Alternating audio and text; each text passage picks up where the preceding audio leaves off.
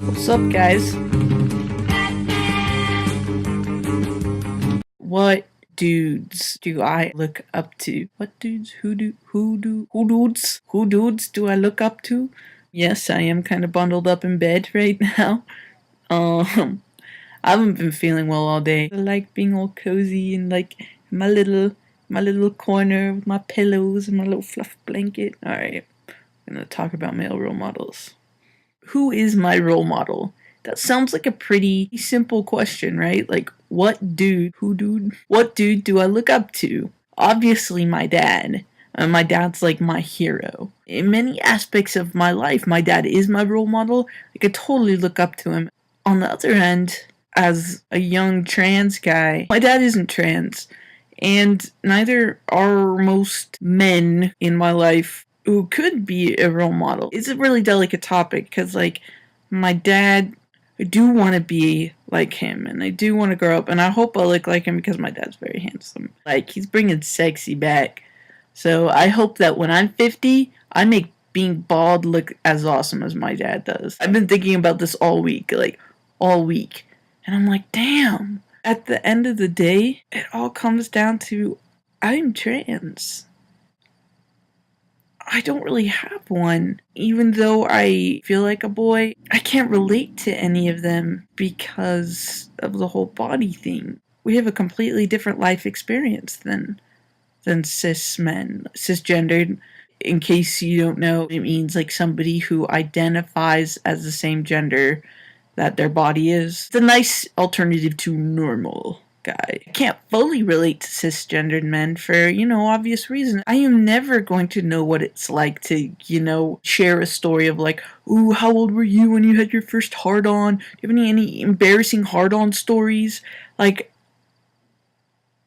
that's never gonna happen for me. Yes, I can understand, and I will understand it completely, get those kind of jokes and discussions on a way that, like, most girls I can imagine can't, because I am a boy. It's like a paraplegic talking to a group of friends about, like, a race, like a running race. Like, they can totally understand it, but they just haven't experienced it, you know what I mean? Wait, is paraplegic right? I don't know if that means you're, like, somebody who... Whatever, I'll work on my metaphors. That being said, I realize we don't really have a lot of openly trans. I mean, I wish we lived in a culture where we could have role models. I mean, as a trans person, we really we need role models who understand what it's like to be a boy who's experienced life as a girl. And when you really think about it, unfortunately, we've been raised as girls.